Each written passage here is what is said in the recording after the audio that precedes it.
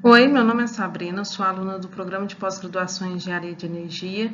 e hoje eu venho apresentar um trabalho que foi realizado em grupo pelos alunos Arielle, Igor, Jacques, Jonas, eu, Sabrina e Solange, em uma disciplina de utilização energética de resíduos urbanos pela professora Regina,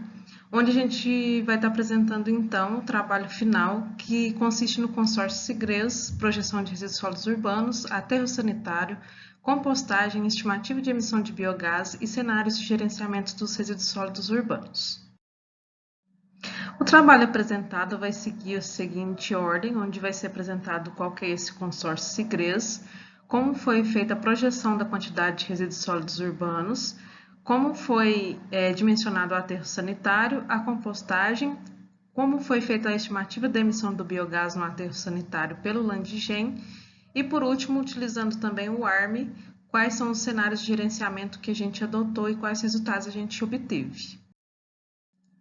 Então, a princípio, a gente teve que escolher um consórcio de municípios do Rio Grande do Sul para estar desenvolvendo o trabalho e a gente adotou o SIGRES, que é o Consórcio Intermunicipal de Gestão de Resíduos Sólidos situado no Rio Grande do Sul. Os municípios consorciados são esses que estão descritos aqui no slide, sendo que eles são um total de 31 municípios.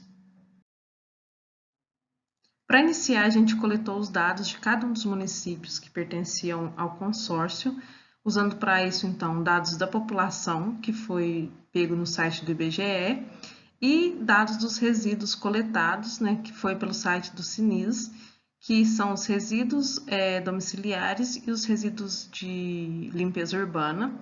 em toneladas de cada município e ainda os quilos por habitante dia de cada município. Nessa tabela, eu trouxe para exemplificar apenas dois municípios, a tabela que foi gerada como resultado, porém, essa tabela foi realizada com todos os 31 municípios, onde, a partir dos parâmetros e fórmulas utilizadas como base, chegou o resultado da projeção da população para daqui 20 anos, começando por 2021 até 2041, assim como com a geração de resíduos sólidos em toneladas por ano, também dos próximos 20 anos, e na terceira coluna a gente tem essas toneladas acumuladas a partir de cada ano. Nessas tabelas já se trata da soma da população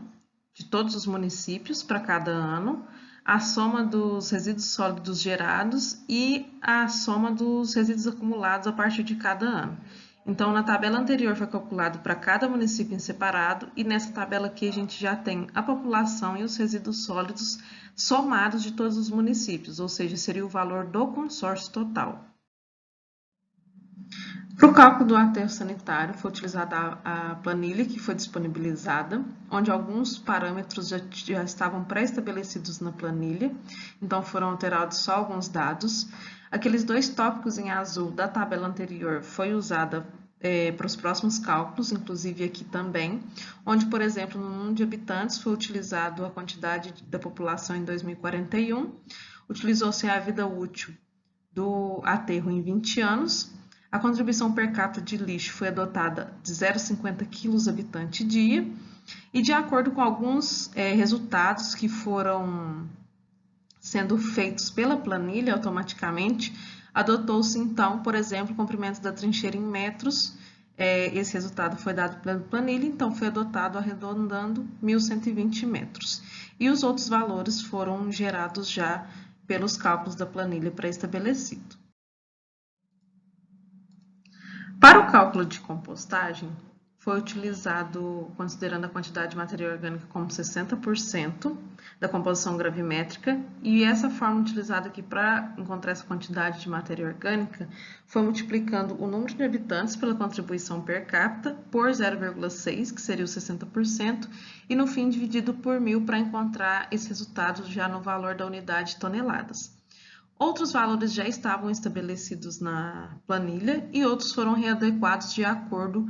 com o que foi estabelecendo e calculando pela própria planilha.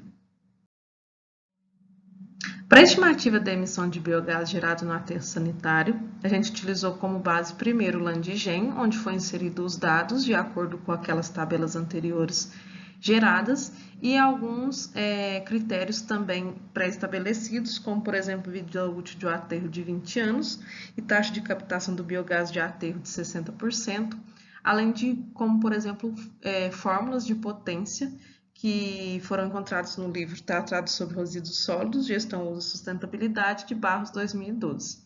Então, a partir dos dados gerados no Landigen, a gente pegou como resposta, então, o total de gás de aterro gerado em metros cúbicos por ano, que é essa coluna,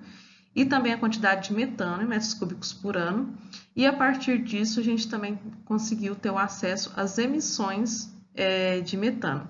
Então, a partir disso, pela fórmula apresentada no livro, Barros 2012, a gente calculou a potência que é gerada a partir dessas emissões e, a partir da potência, calculou o número de turbinas, considerando que cada turbina tem uma potência de 50 kW. Quanto à análise da viabilidade econômica, usamos como base o parâmetro dos autores Barros, Filho e Silva, 2014, onde especificaram que só torna financeiramente atraente essas plantas de geração de energia através do biogás quando as populações do consórcio ultrapassam 200 mil habitantes. Então, nesse caso, considerando o nosso consórcio Sigres, a gente concluiu que não há viabilidade econômica, visto que essa população não chega a 200 mil habitantes. Na terceira etapa, a gente estabeleceu 2 cenários diferentes de gerenciamento dos resíduos sólidos urbanos e, de acordo com as porcentagens estabelecidas para cada cenário, foi realizados os cálculos e utilizando o ARM para fazer essa comparação dos cenários. Então, por exemplo, no cenário 1, a porcentagem de cada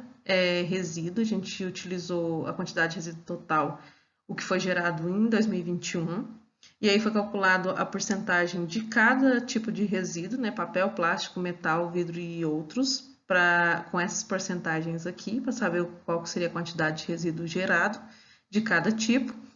E a porcentagem de reciclagem considerada no primeiro cenário foi de 45% para o papel, 20% para o plástico, 35% para os metais, 20% para os vidros e 0% outros. E no cenário 2, considerando a mesma porcentagem de resíduo, né, para cada tipo de material, foi considerado então as porcentagens maiores para cada tipo de resíduo em relação à reciclagem. Então, de acordo com as porcentagens estabelecidas nessa tabela apresentada anteriormente, foi montada essa tabela, onde a gente tem exatamente aquelas porcentagens de cada tipo de material pela quantidade de resíduo, considerando aqui o total de resíduo que foi gerado em 2021. E aqui, de acordo com os cenários, né, redução na fonte nos 2 primeiros cenários não teve nenhuma quantidade que foi reduzida.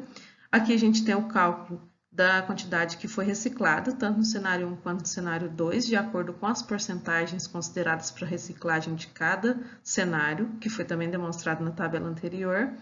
o que foi disposto em aterro sanitário para o cenário 1 e para o cenário 2, e o que foi incinerado, que a gente não considerou nada que foi incinerado. De acordo, então, com as tabelas anteriores e com os dados que foram inseridos no WARM, a gente teve, então, os resultados de emissões dos gases de efeito estufa